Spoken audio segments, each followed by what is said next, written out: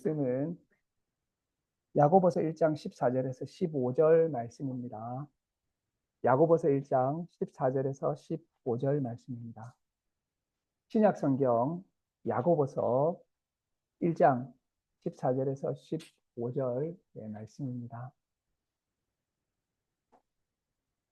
찾으신 줄 알고 한 목소리로 봉독하도록 하겠습니다. 야고보서 1장 14절에서 15절 말씀입니다. 함께 봉독하시겠습니다. 시작. 오직 각 사람이 시험을 받는 것은 자기 욕심에 끌려 미혹됨이니 욕심이 잉태한즉 죄를 낳고 죄가 장성한즉 사망을 낳느니라.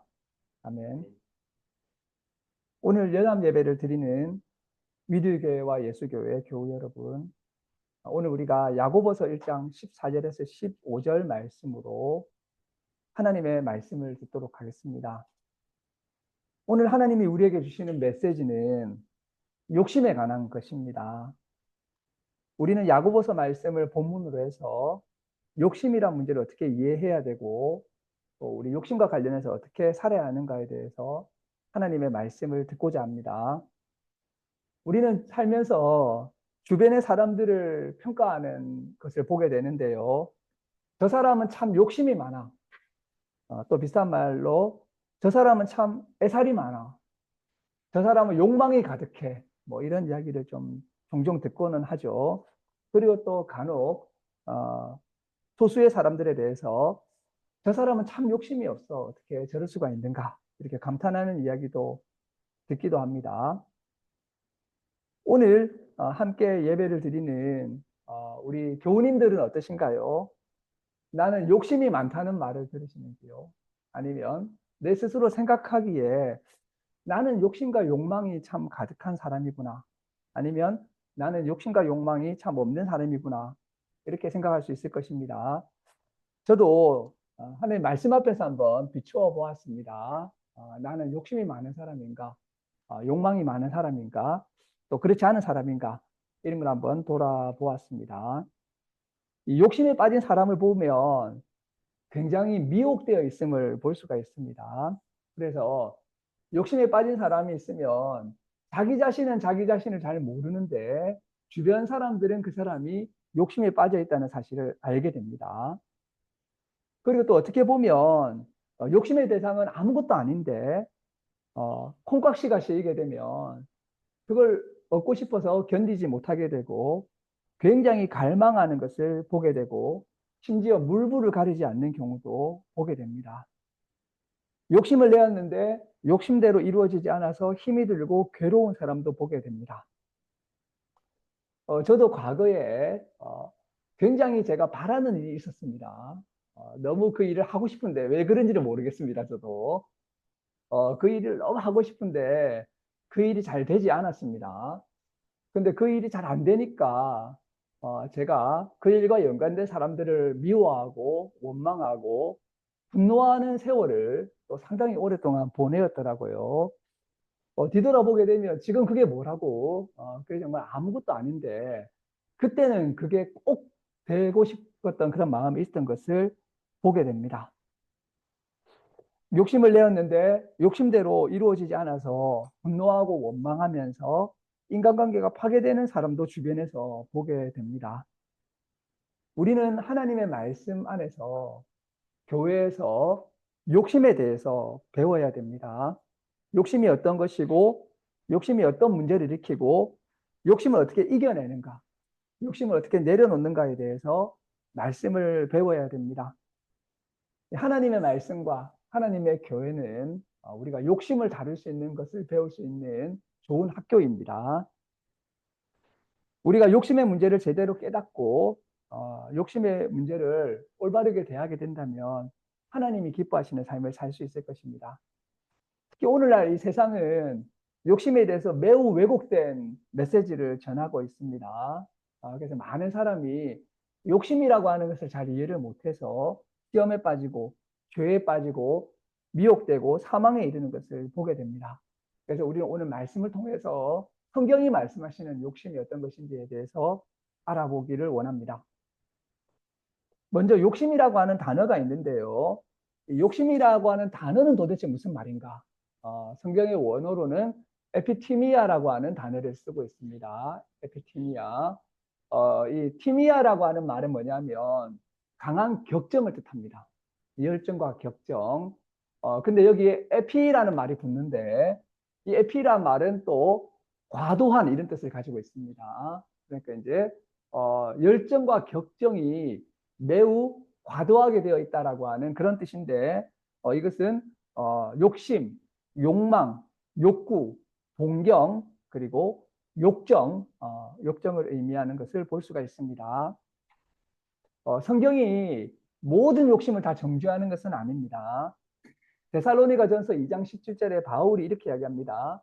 내가 너희의 얼굴을 보기를 열정적으로 힘썼다 이렇게 말할 때 사실은 이제 원어적인 표현은 욕심을 내어서 힘을 썼다는 거죠. 그래서 이제 사도가 성도를 보고 싶어 가지고 막 욕심을 내고 열정을 내는 것도 욕심에 해당됩니다. 그리고 우리 성도님들이 서로 얼굴을 보기를 원하고 서로 만나고 싶어 하고 이렇게 보고 싶어 하는 것도 역시 이것도 건강한 욕심이라고 할 수가 있겠습니다. 하지만 이런 경우를 제외하고는 많은 경우에 욕심이라고 하는 것은 과도하고 또 많은 문제를 일으키고 심지어는 우리 삶을 파괴하는 그러한 욕심을 많이 이야기하고 있다는 것입니다. 이 욕심이라고 하는 것은 우리를 미혹해서 시험에 빠지게 하고 욕심은 우리를 죄에 빠지게 하고 욕심은 궁극적으로 우리를 사망에 이르게 하는 그런 매우 두려운 것이고 그래서 우리는 무엇보다도 욕심을 성찰하고 욕심을 이해하고 욕심을 깨닫고 하나님 안에서 욕심을 내려놓는 것을 배워야 될 것입니다. 우선 이제 욕심에 대해서 첫 번째로 살펴볼 것은 욕심은 우리를 시험에 빠지게 한다는 것입니다. 욕심이 일으키는 첫 번째 파괴적인 작용은 우리를 시험에 들게 한다는 것입니다. 시험에 빠진다는 것은 아직 죄를 지은 단계는 아닙니다. 그러나 시험에 빠진다는 것은 이제 죄를 짓기 직전에 도달했다는 것을 의미합니다. 이것은 죄를 지을 수 있는 매우 위험한 단계입니다. 우리 오늘 본문 중에 야고보서 1장 14절을 함께 한 번만 더 읽어보도록 하겠습니다. 같이 읽겠습니다. 시작. 오직 각 사람이 시험을 받는 것은 자기 욕심에 끌려 미혹됨이니. 예. 오직 각 사람이 시험을 받는 것은 자신의 욕심에 끌려가지고 미혹된다라고 하는 말씀을 하고 있습니다. 예수님을 믿고 살아가는 사람의 삶에도 시험이 있고 실족의 위험이 있습니다. 이 시험이라고 하는 것은 모든 성도가 믿음 생활하면서 반드시 넘어서야 되는 것입니다. 심지어 사람의 몸을 취하신 예수님도 마귀에게 시험을 계속 받으셨습니다. 예수님의 공생애는 그 시작부터 시험이었고 그리고 그 마무리될 때까지 십자가에 달리실 때까지 시험의 연속이었습니다. 시험을 시험으로 아는 것이 중요합니다. 그리고 이제 그 시험과 관련해서 이 시험이 욕심으로부터 비롯된 시험이 아닌가 돌아볼 필요가 있다는 것입니다. 돈과 명예와 권력에 대한 욕심에 끌려서 미혹에 빠진 사람들을 보게 됩니다. 사람들이 좋다고 하는 것, 내 눈에 좋게 보이는 것을 얻으려는 욕심이 강해서 미혹에 빠진 사람들을 보게 됩니다. 우리도 그러한 미혹에 빠질 때가 있습니다. 우리가 혹시 지금 시험과 미혹의 상태에 있다면 지금 욕심에 빠진 것이 아닌가 되돌아봐야 될 것입니다. 이 현대의 발전된 사회는 우리의 욕심을 부추기는 것들로 가득합니다. 육신의 정욕과 안목의 정욕과 이생의 자랑이 우리를 욕심으로 몰아가고 그로 말미암아 시험에 빠지고 미혹 가운데 살아가게 하는 것입니다. 그래서 우리는 무엇보다도 욕심을 깊게 성찰해야 될 것입니다. 우리 오늘 말씀 15절을 한 번만 더 읽으면 좋겠습니다. 같이 읽겠습니다. 시작. 욕심이 잉태한 즉 죄를 낳고 죄가 장성한 즉 사망을 낳느니라. 욕심은 우리를 미혹에서 시험에 빠지게 할 뿐만 아니라 죄를 잉태하게 합니다. 이제 시험의 단계를 넘어서서 욕심은 죄를 잉태하게 합니다. 욕심은 여기에서 임신부로 나와 있습니다. 그래서 그 뱃속에 욕심은 죄를 잉태해서 욕심이 10개월간 죄를 임신했다가 출산을 하게 되는 것입니다. 그래서 욕심이라고 하는 임신부가 낳은 아이가 뭐냐면 바로 죄입니다. 우리가 욕심을 묵상해야 되는 이유가 여기에 있습니다. 욕심도 문제지만 욕심이 죄를 낳게 되면 그것이 더 큰 문제가 되기 때문입니다. 갈라디아서 5장 16절에서 21절은 욕심에 대해서 말씀을 해주고 있습니다. 제가 이 말씀을 봉독하도록 하겠습니다. 갈라디아서 5장 16절에서 21절입니다. 내가 이르노니 너희는 성령을 따라 행하라. 그러면 육체의 소욕을 이루지 아니하리라. 육체의 소욕은 성령을 거스리고 성령은 육체를 거스리나니 이 둘이 서로 대적하므로 너희가 원하는 것을 하지 못하게 하려 함이라. 너희가 만일 성령의 인도하시는 바가 되면 율법 아래 있지 아니하리라. 육체의 일은 분명하니 곧 음행과 더러운 것과 호색과 우상숭배와 주술과 원수 맺는 것과 분쟁과 시기와 분냄과 당 짓는 것과 분열함과 이단과 투기와 술 취함과 방탕함과 또 그와 같은 것들이라 라고 말씀하고 있습니다. 육체의 욕심이 낳는 일의 목록은 이렇습니다. 음행과 더러운 것과 호색과 성적인 부분입니다. 우상숭배와 주술과 원수 맺는 것과 시기와 분냄과 당 짓는 것과 분열함과 이것들은 인간관계적인 측면의 죄입니다. 이단과 투기와 술 취함과 방탕함 등이 발생하게 됩니다. 이러한 잘못을 저지르게 되는 그 뿌리를 보게 되면 거기에는 육체의 욕심이 있다라고 이야기를 하고 있습니다. 그렇기 때문에 우리는 뿌리를 깊게 이해하고 이 뿌리를 제거해야 됩니다.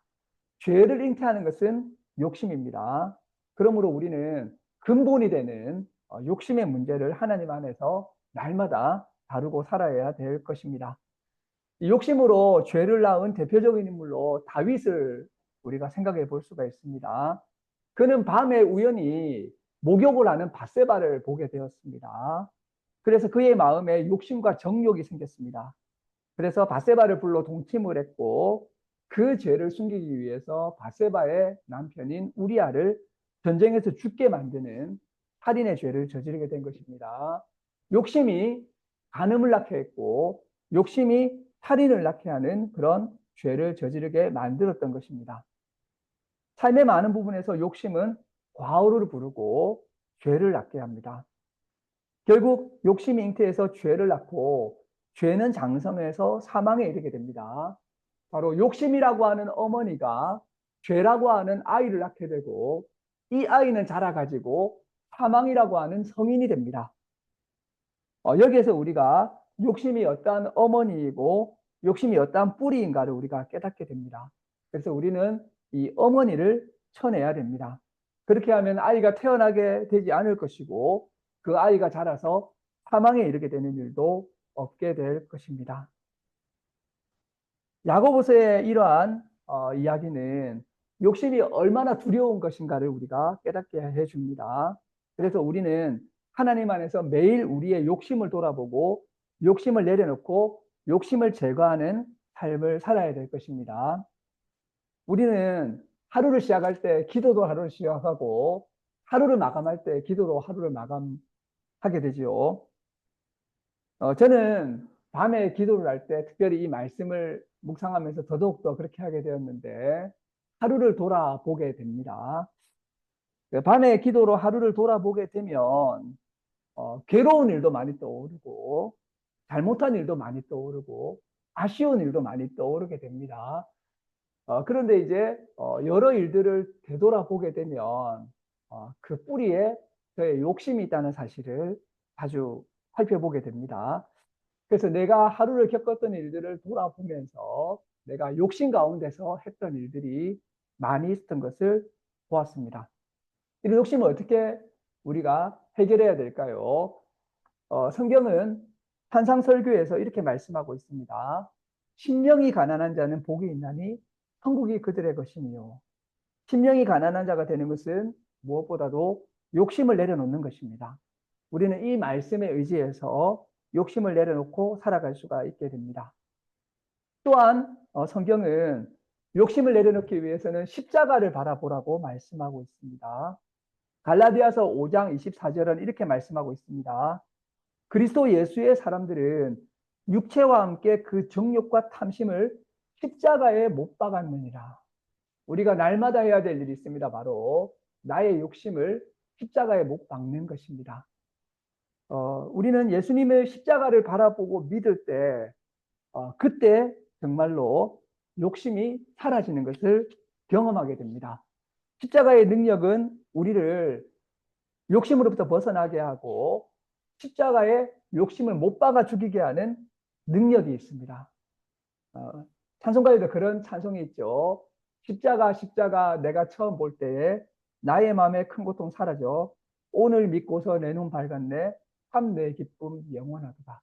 십자가에는 우리의 마음과 영혼을 변화시키는 능력이 있습니다.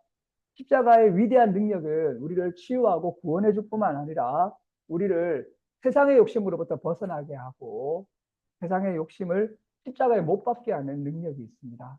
그래서 우리가 늘 십자가를 바라보아야 될 것입니다. 특별히 성경은 욕심으로 살아가지 말고 성령의 인도하심을 따라서 살아가라고 하고 있습니다.